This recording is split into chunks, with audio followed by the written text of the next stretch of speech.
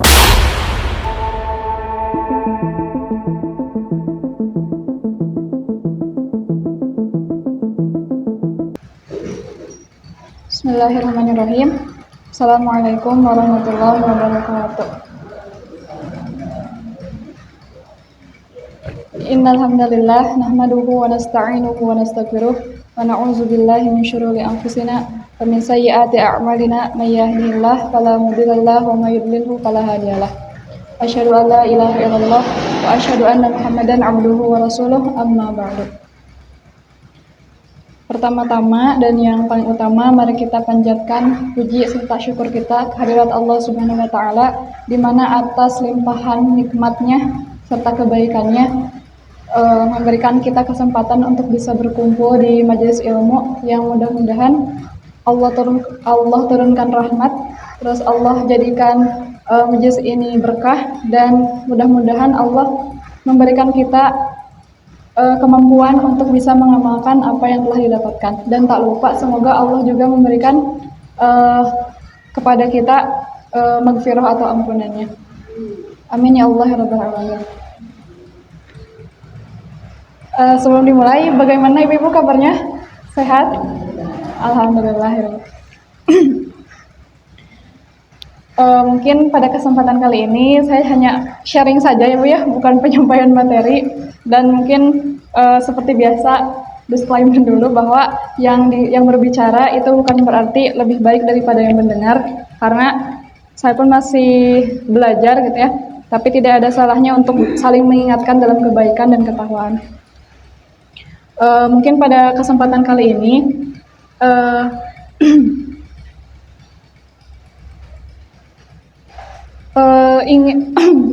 yang ingin di sharing gitu ya, itu terkait dengan surat Ali Imran ayat 185. Mungkin ibu-ibu yang membawa mushaf boleh dibuka surat Ali Imran ayat 185.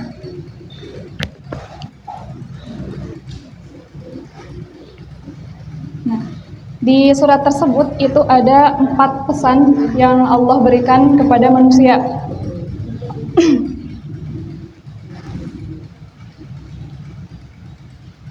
A'udzu billahi minasyaitonir rajim. Kullu nafsin za'iqatul maut wa innama tuwaffawna ujurakum yawmal qiyamah faman zuhziha 'anil nar wa udkhilal jannata faqad faz wa mal hayatud dunya illa mata'ul ghurur. Di ayat ini Allah menyampaikan 4 pesan untuk manusia berkenaan dengan bagaimana akhir dari kehidupan yang sedang kita jalani saat ini. Yang pertama itu adalah kullu nafsin za'iqatul maut, bahwa seluruh yang bernyawa itu pasti akan merasakan mati. Wa innama, pesan yang kedua, wa innama tuwaffawna ujurakum yaumal qiyamah, dan bahwa untuk kalian hanya akan dipenuhi besok di hari kiamat. Balasan yang akan Allah berikan kepada manusia itu akan dipenuhi, akan disempurnakan pada hari kiamat. Faman zuhziha 'anil nar, barang siapa yang dihindarkan dari neraka, wa udkhilal jannah, kemudian dimasukkan ke dalam surga, faqad faz, maka dia telah mendapatkan keberuntungan yang sebenarnya. Wa mal hayatud dunya illa mata'ul ghurur. Dan ini adalah pesan keempat, bahwa Allah ini ingin menggambarkan kepada kita bahwa dunia ini hanyalah kesenangan yang menipu gitu. Nah, barangkali mungkin ibu-ibu di sini sudah sangat sering sekali mendengar tentang ayat ini, dan mungkin ayat ini juga sudah berulang kali disampaikan. Baik mungkin ibu-ibu pernah mendengar dari khutbah Jumat atau dari kajian, dari pengajian gitu ya. Tapi tidak ada salahnya untuk kita mengulang kembali, karena yang namanya ilmu itu kalau diulang berapa kali pun itu tetap memberikan kebermanfaatan. Berbeda dengan obrolan yang sia-sia ya, misal kayak guyonan atau bercanda gitu. Mungkin sekali mendengar itu ngerasa lucu, tapi kedua kalinya hambar, diulang-ulang makin hambar gitu. Tapi kalau ilmu diulang-ulang, maka tetap kita dapat mendapatkan kebermanfaatan dari ilmu tersebut.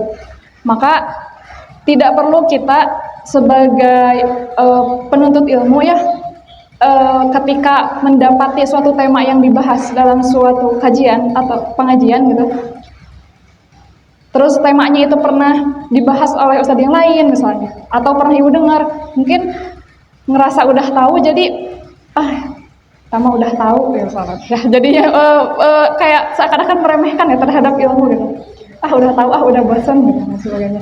Nah maka selayaknya itu tidak diucapkan gitu ya, atau mungkin tidak ada perasaan itu, karena ya yang namanya ilmu mah diulang beberapa kali pun itu tetap bermanfaat. Para ulama itu ketika mengkaji suatu kitab yang sangat tebal-tebal, beberapa jilid, itu bisa menghabiskan atau mengkaji satu kitab itu bisa berulang kali, bisa 5 kali, 10 kali, 15 kali gitu. Karena apa? Karena ilmu itu tetap bermanfaat walaupun diulang-ulang gitu. Nah, sama halnya ketika di bulan Ramadan kita membaca Al-Quran beberapa kali tamat, beberapa kali khatam misalnya teh. Tapi tidak lantas menjadikan kita bosan terhadap Al-Quran gitu. Tetap saja dibaca walaupun ayat itu pernah kita baca gitu. Nah, sama halnya dengan ilmu gitu. Jadi ilmu walaupun diulang-ulang beberapa kali tetap akan bermanfaat dan memberikan keberkahan gitu. Nah, kembali mungkin ke ayat yang tadi, Quran Surat Ali Imran ayat 185. Di ayat ini Allah ini ingin mengingatkan kepada hambanya tentang akibat atau dampak dari suatu perbuatan yang dilakukan oleh manusia. Karena manusia itu walaupun sudah diingatkan dengan dampak yang akan dia dapatkan dari perbuatan dia, itu tetap saja dilanggar apalagi tidak diingatkan gitu. Jadi kalau kata Sunda ya disingsieunan wae teu sieun deudeuyeun gitu.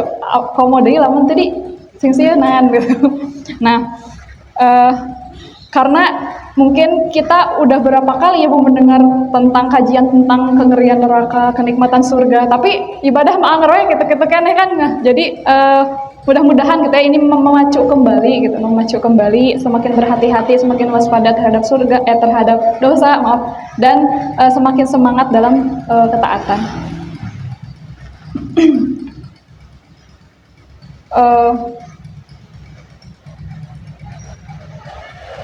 Mungkin pesan yang pertama ini adalah kullu nafsin dha'iqatul maut. Mungkin ini tidak bosan-bosan ya berulang kali disampaikan bahwa setiap manusia atau setiap yang bernyawa itu pasti akan merasakan mati.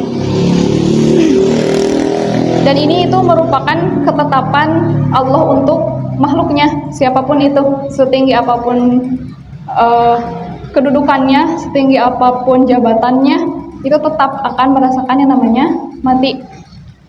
Lantas siapa yang kekal? Allah berfirman kullu man 'alaiha fan, semuanya itu bakal sirna, bakal musnah gitu ya. Wa yabqa wajhu rabbika dzul jalali wal ikram, kecuali wajah Allah Subhanahu wa taala. Jadi semuanya itu akan musnah, yang kekal itu hanyalah Allah Subhanahu wa taala.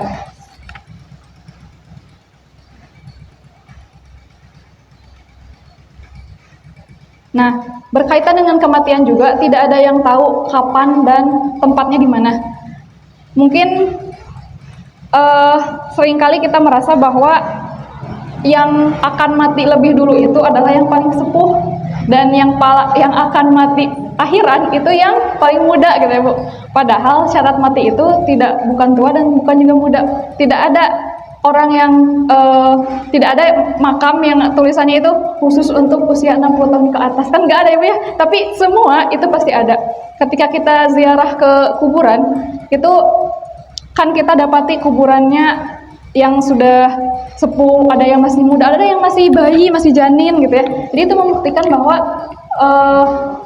mati itu tidak ditentukan oleh standar apapun, tapi itu murni kehendak Allah Subhanahu wa taala dan dirahasiakan agar kita semuanya itu bersiap-siap untuk menghadapi kematian.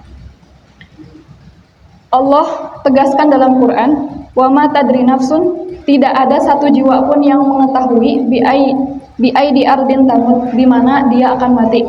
Jadi mungkin kita bisa saja merencanakan, ada orang seringkali mendapati gitu ya, ada orang yang punya impian, kalau bisa mah mudah-mudahan wafatnya di rumah, lagi kumpul keluarga, cenah-cenahnya. Ada yang mudah-mudahan mati teh gak mau di rumah sakit, maunya mah kumpul anak incu gitu ya. Tapi itu hanya rencana saja karena tidak ada yang bisa memastikan kapan mati, ingin ada siapa aja gitu ya. Karena ya kematian mah namanya mendadak ya. Nah, ada suatu kisah, tapi ini bukan dari hadis, bukan juga dari Quran. Wallahu alam ya, ini benar atau tidak, tapi tidak ada salahnya kita untuk mengambil pelajaran atau hikmah dari kisah ini.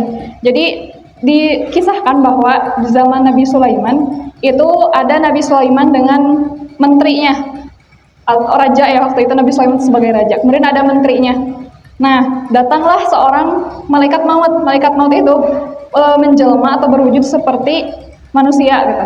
Nah, kemudian tapi menteri dan Sulaiman itu tahu bahwa ini adalah malaikat maut gitu ya, yang menyamar atau berwujud seperti manusia. Kemudian malaikat maut ini berdiskusi dengan Nabi Sulaiman, tapi ngobrol namah dengan Nabi Sulaiman, tapi lihatnya terus ke arah menterinya, sampai menteri itu ngerasa takut gitu ya. Nah, kayak kita ngobrol tapi ada orang yang ngeliatin kita terus ya, kan membuat tidak nyaman, membuat kita berpikir gitu ya, berpikir berlebihan, ada apa ini gitu. Nah, sama halnya waktu itu gitu. Kemudian menteri tersebut itu Nabi Sulaiman alaihissalam kirim ke India dari ceritanya. Nah, ketika ditanya oleh Nabi Sulaiman, kenapa kamu selalu melihat kepada menteriku sampai-sampai menteriku itu ngerasa takut gitu, kata malaikat tersebut, aku merasa heran saja kenapa Allah itu memerintahkan kepadaku untuk mencabut nyawa menteri ini di India, tapi saat ini, tapi waktu itu ada bersamamu gitu ya, ada bersama Nabi Sulaiman, nggak ada di India gitu. Nah, ternyata ya itu dengan skenario Allah, kalau Allah sudah menetapkan si A dicabut nyawanya di mana, ya bakal dengan skenario Allah kita akan ada di sana gitu. Nah, mungkin itu apa ya cerita, walaupun tidak jelas tidak jelas kebenarannya, tapi ya tadi tidak ada salahnya untuk mengambil ibrah di dalamnya. Nah,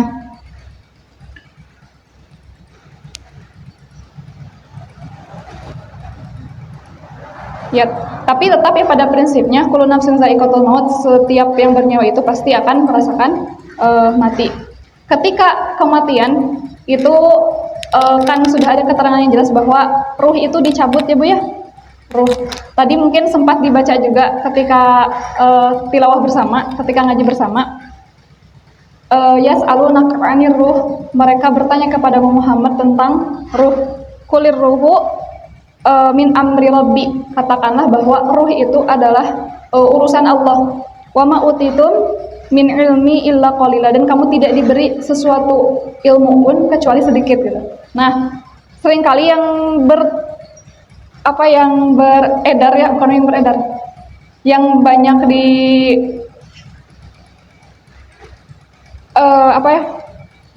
orang-orang itu seringkali mengatakan arwahnya gentayangan, cenanya arwahnya gentayangan dalam wujud apa? Dalam wujud makhluk-makhluk yang menyeramkan gitu ya. Nah, itu justru salah ya Bu ya, karena kata Quran saja ar-ruhu min amri rabbi, bahwa ruh itu adalah urusan Allah. Jadi tidak ada seorang pun yang tahu arwah itu seperti apa, bentuknya itu seperti apa. Kita tidak tahu ruh kita itu bentuknya seperti apa, apakah seperti yang di film-filmnya kayak horor gitu ya, jadi bentuk fisiknya seperti itu atau wujudnya seperti apa, kita tidak ada yang tahu, apakah bentuk cahaya katanya atau bentuk dari kembaran fisik kita tapi lebih transparan gitu kan ya di film-film mah. Nah, tidak ada yang tahu. Sehingga ketika ruh itu dicabut itu kan dari bawah ke atas ya, maka di hadis disebutkan tabi'ul basar, diikuti dengan mata yang istilahnya terbelalak gitu ya, jadi ke atas, maka ada kata Nabi harus ditutup gitu ya. Nah, tentang ruh ini sebenarnya masih menjadi khilaf di antara ulama, tapi kalau kita mendapati informasi atau yang kita tidak tahu ilmunya, maka kita kembalikan kepada ilmu Allah Subhanahu wa taala. Wallahu a'lam bishawab gitu ya. Karena tadi ar-ruhu min amri rabbi, bahwa ruh itu adalah urusan Allah. Kita tidak bisa menebak-nebak ruh itu gentayangan, ruh itu apakah ada yang apa sih katanya ke langit gitu ya dan lain sebagainya gitu. Wallahu a'lam bishawab tentang ruh, tentang ruh itu seperti apa wujudnya dan sebagainya. Nah, pesan kedua di dalam ayat tersebut itu adalah wa innama tuwaffawna ujurakum yaumal qiyamah, dan tidaklah disempurnakan atau tidaklah dipenuhi balasan untuk kalian yaumal qiyamah, ujurakum yaumal qiyamah, kecuali pada hari kiamat. Nah, maka ini menjadi pesan yang penting yang mudah-mudahan bisa menguatkan kita, karena yang pertama, untuk orang yang berbuat baik itu perlu menyadari bahwa setiap amalan yang kita lakukan itu balasannya tidak serta-merta langsung di dunia gitu. Karena tadi tuwaffawna ujurakum yaumal qiyamah, disempurnakan atau diberikan balasannya nanti di hari kiamat. Seringkali kita ketika melakukan kebaikan, udah rajin tahajud, udah rajin puasa, udah rajin sedekah, tapi hidup teh gini-gini aja, rezeki asa seret, sebenarnya masalah ada aja, konflik dengan orang tua, dengan anak, dengan menantu, dengan mertua dan sebagainya. Masalah deui padahal mah sholat sunnah dilakonan ya, sholat sunnah diamalkan gitu. Nah, jadi kita seringkali ingin mendapatkan balasan dari Allah dalam bentuk kesejahteraan hidup, betul ya Bu ya? Jadi ngerasa tidak ibadah yang kita lakukan itu tidak berpengaruh apa-apa dalam kehidupan, asa sia-sia gitu, karena hidup kita tidak ada perubahan sama sekali. Ongkoh cenah katanya janji Allah untuk orang yang bertakwa itu Allah akan memberikan rezeki yang tak disangka-sangka, tapi mana ya cenah hutang hese lunasna masalah teh terus berdatangan gitu ya. Nah, tadi berarti kita salah kaprah dalam niat gitu ya. Niat kita beribadah berarti ingin dibalas oleh Allah dalam bentuk tadi kesejahteraan hidup, ingin hidupnya senang, padahal Allah sudah jelas-jelas menyebutkan innama tuwaffawna ujurakum yaumal qiyamah, engkau dibalas nama di hari akhir. Walaupun memang ada Allah memberikan kepada kita kebaikan karena ketaatan-ketaatan yang kita lakukan di dunia. Misal seseorang diberikan rezeki yang banyak, rezeki yang berlimpah karena dia rajin sedekah misalnya, bisa jadi. Tapi itu kembali lagi kepada kehendak Allah Subhanahu wa taala. Tidak serta-merta kita sedekah banyak terus kita ingin dibalas oleh Allah dengan rezeki yang berlimpah dalam bentuk harta lagi gitu ya. Karena ada kan orang yang mengamalkan sholawat, membaca sholawat 100 kali untuk mendapatkan sebuah barang gitu ya. Jadi ingin mobil orang sholawatan gitu ya. Nah, itu salah gitu ya, karena salah niat dari awal gitu. Kita melakukan amal soleh untuk mendapatkan balasan kita di dunia, sementara Allah sudah jelas bahwa nanti di akhirat dibalas nama gitu. Nah,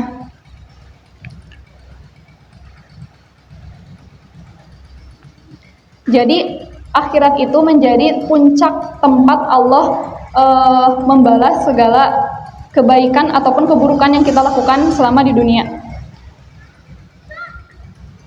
Manusia itu seringkali ingin balasan yang instan. Ketika kita sudah berinfak hari ini 100.000, kita berharap rezeki yang tidak disangka-sangka di kemudian hari gitu. Tapi ditunggu nggak datang ya, kan jadi nanti kecewa gitu, karena dari awalnya salah niat. Nah, giliran kita berbuat baik, kita ingin dibalas saat itu juga ya Bu ya. Ini liciknya manusia. Tapi ketika kita berbuat dosa, pura-pura lupa gitu. Jadi seakan-akan nggak bakal Allah balas. Tapi ya giliran kenikmatan ingin diberikan langsung. Tapi giliran balasan atas maksiat yang kita lakukan, kita minta ampunan gitu. Nah, sama mungkin halnya dengan kebaikan, kejahatan pun tidak Allah, maha baiknya Allah juga tidak serta-merta Allah langsung balas ketika saat itu juga. Banyak saat ini orang zolim yang sampai matinya itu tidak Allah berikan balasan di dunia gitu ya. Banyak sekarang orang zolim, koruptor yang Allah tetap berikan fasilitas kehidupan yang baik, bahkan lebih dari kita ya yang tidak korupsi misalnya teh. Tapi asal lebih senang gitu ya. Nah, karena itu tadi kejahatan tidak Allah balas langsung di dunia, tapi nanti di akhirat gitu.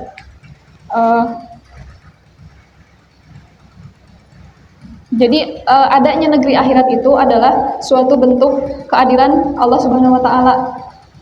Kalau Allah tidak menciptakan akhirat gitu ya, berarti Allah itu tidak adil karena banyak sekali keadilan yang belum tuntas gitu selama kita di dunia. Seadil-adilnya manusia, tetap Allah yang maha adil gitu ya. Maka Allah menciptakan akhirat. Nah, kata Hasan Al-Basri, beliau berkata bahwa fa'alam anna dunya daru bala'in, ketahuilah bahwa dunia itu adalah tempat ujian.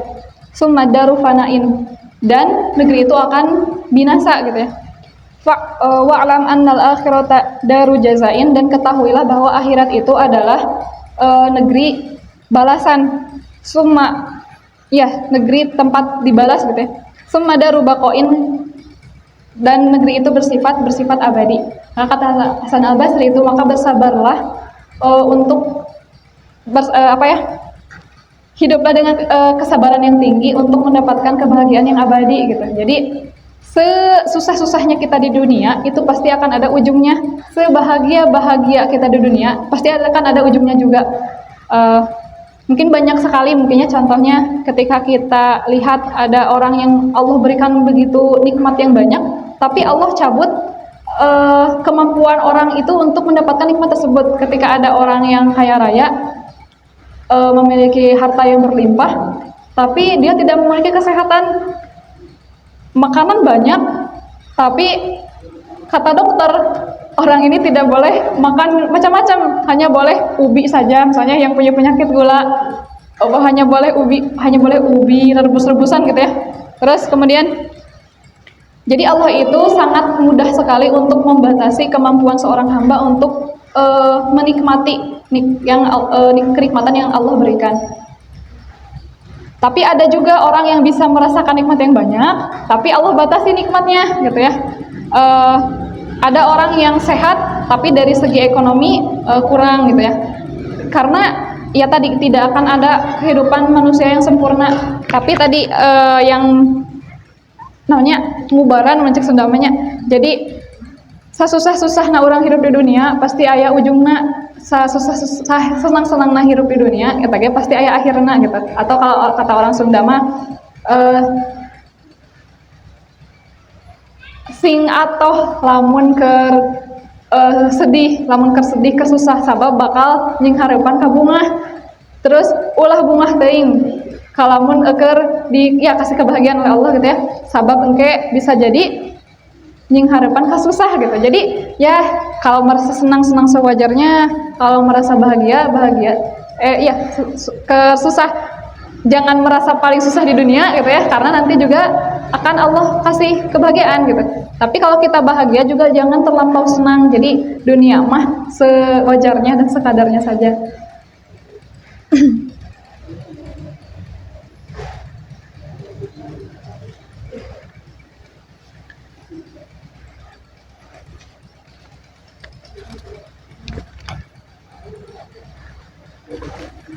Kemudian pesan yang berikutnya itu adalah faman zuhziha 'anil nar, dan barang siapa yang dihindarkan dari neraka, wa udkhilal jannah, kemudian dimasukkan ke dalam surga, faqad faz, maka hakikatnya dia telah mendapatkan keberuntungan yang sebenarnya gitu ya. Karena seringkali standar beruntung atau sukses menurut kita itu adalah standar dunia gitu ya. Ketika seorang anak dikatakan sukses, oh udah sekolah, udah sarjana, dapat kerja, gajinya besar, eta standar sukses di kita biasanya itu. Anak tetangga sukses, nah eta mah sukses, soalnya kerjaan oge di perusahaan dan sebagainya. Seringkali menjadikan ya standar sukses itu dunia saja, tapi lupa gitu ya bahwa standar sukses menurut Allah, menurut yang Allah mau gitu ya di dalam Quran itu tadi, standar suksesnya itu adalah wa udkhilal jannah, yang dimasukkan ke dalam surga. Maka seseorang itu tidak dikatakan sukses sebelum kakinya itu melangkahkan pijakannya itu ke dalam surganya Allah gitu.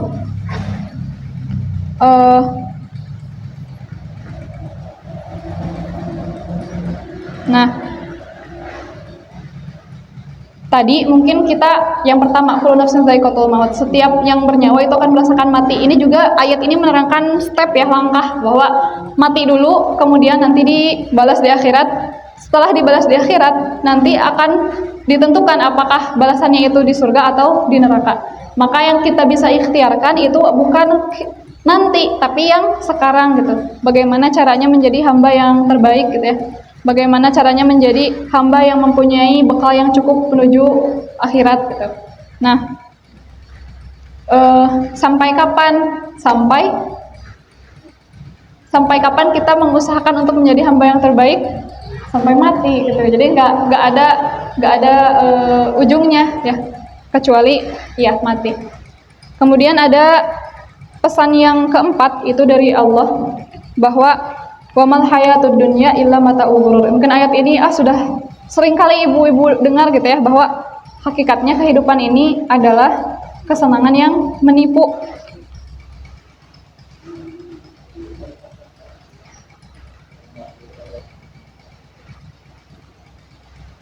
Semua yang kita usahakan di dunia itu pada hakikatnya memang tidak akan dibawa mati kecuali amal soleh. Nah, jadi di ayat ini Allah itu hendak menunjukkan bagaimana remehnya urusan dunia. Jadi sudah jelas sudah terang, Allah sudah sangat jelaskan gitu ya, bahwa dunia itu adalah kehidupan yang kesenangan yang menipu, yang pasti akan kita menyesal kalau kita terus memperjuangkan kesenangan yang fana gitu ya, yang menipu. Nah, kata ulama, kata mufasir, bahwa dunia itu hina dan sebentar lagi akan hilang. Dunia itu sedikit dan sebentar lagi akan musnah, tapi manusia malah memperebutkannya gitu. Kita mungkin sekarang dapati begitu banyak konflik, walaupun konflik kecil dalam keluarga atau konflik besar, perang antar dunia dan sebagainya, itu pasti tujuannya itu adalah dunia, adalah harta gitu. Coba ibu pikirkan, adakah konflik yang memperebutkan amal soleh? Tidak ada, justru bukan diperebutkan, tapi pas suruh-suruh nyebutnya tentang amal soleh mah gitu. Jadi konflik antar konflik dengan teman, dengan tetangga itu pasti mempersengketakan tentang dunia gitu. Tidak ada orang yang konflik karena rebut ingin sedekah paling banyak sampai berantem, kan jarang ya Bu ya. Tapi justru malah pas surung-surung gitu ya, Pak sok dipayun, mangga duluan gitu, kalau soal kebaikan dan pahala gitu ya. Tapi kalau soal harta itu boro-boro rebut-rebut gitu ya, sampai saling sikut, bahkan sampai konflik dengan keluarga itu demi harta gitu ya.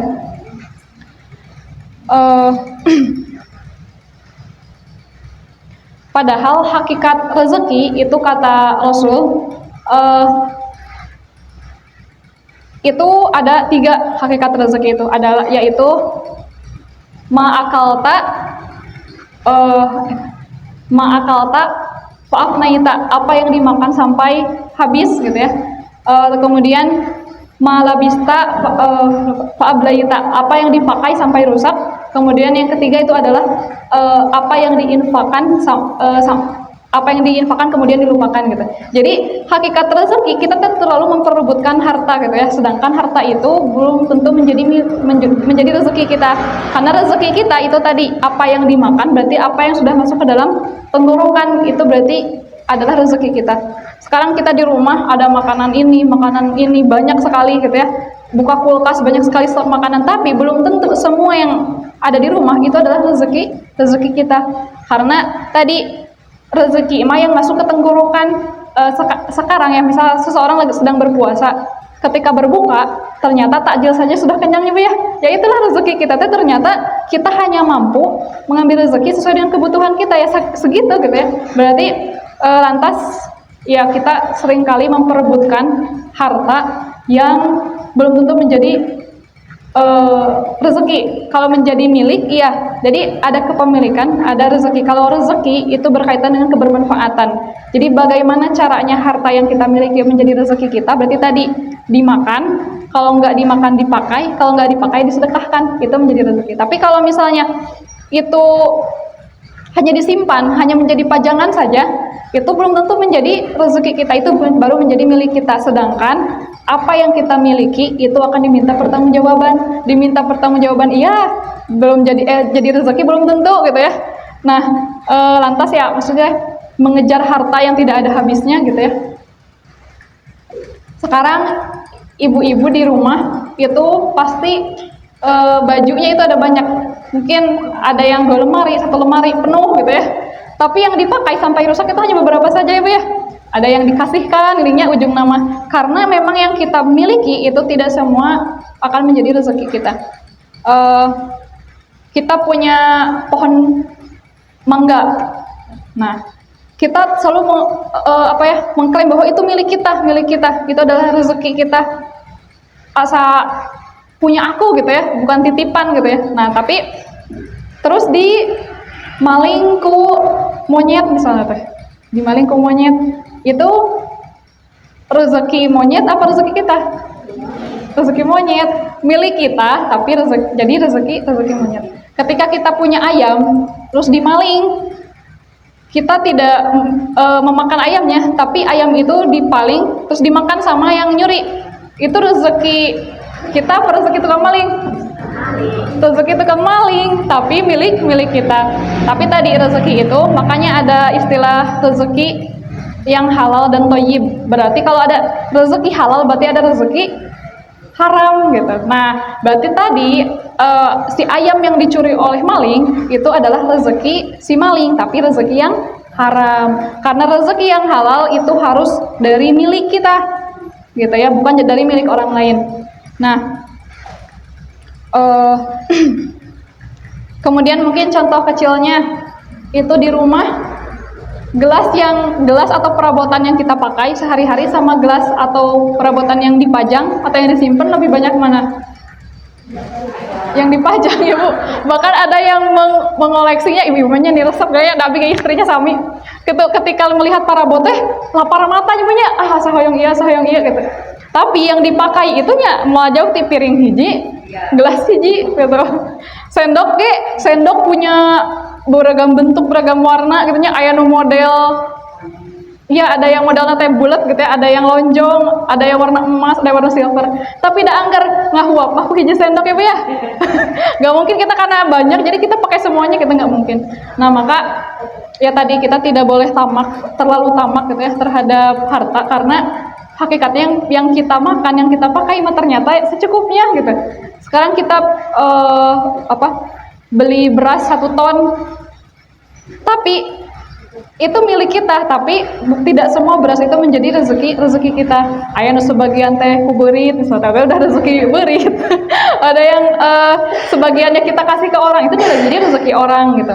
Maka tadi bagaimana caranya yang milik kita menjadi rezeki kita? Berarti kalau gak dimakan dipakai ya. Kalau gak dipakai berarti diinfakkan atau disedekahkan. Karena apa? Karena yang diinfakkan atau disedekahkan mah itu jelas-jelas akan menjadi rezeki akhirat kita yang akan dibawa mati gitu. Nah, jadi tadi bedakan antara rezeki dan milik gitu. Sekarang ada orang yang membangga-banggakan pendapatannya 10 juta, 15 juta per bulan, tapi belum tentu pendapatan itu menjadi rezeki dia. Bisa jadi pas gajian teh hilang di jalan misalnya 30 juta, naik bis kecopetan, itu menjadi rezeki orang lain gitu, tapi memang milik kita gitu. Jadi seringkali kita memiliki harta itu merasa ini adalah rezeki kita gitu ya, sehingga ketika harta itu hilang atau lepas dari genggaman itu kita merasa marah gitu ya, padahal harta itu adalah titipan gitu. Itu mah titipan. Apakah kita memang titipan, Allah titipkan melalui kita untuk orang lain sehingga kita mendapatkan pahala, atau tadi titipan melalui ternyata itu adalah hak orang lain di sana gitu ya. Maka ketika kita kehilangan sesuatu dunia gitu ya, entah uang, entah barang, kita jarang sedekah misalnya teh. Siapa tahu memang itu adalah cara Allah mengambil hak orang lain dari harta kita. Dalam tadi kalau misalnya harta itu nggak hilang atau ya tadi nggak dicuri dan sebagainya, nggak lepas dari tangan kita secara paksa mah kita memang tidak mau memberikannya secara sukarela gitu ya. Karena tadi ya ada hak orang lain di sana, entah orang yang meminta atau orang yang tidak meminta gitu ya. Maka ya banyak evaluasi atau muhasabah ya ketika kita ditimpa suatu musibah gitu.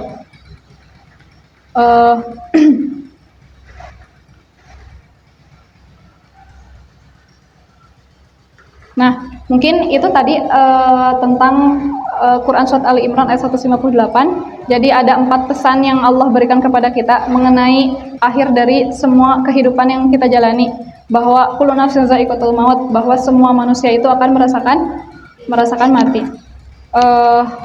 Kemudian pesan yang kedua bahwa wa innama tuwaffawna ujurakum yaumal qiyamah, bahwa Allah akan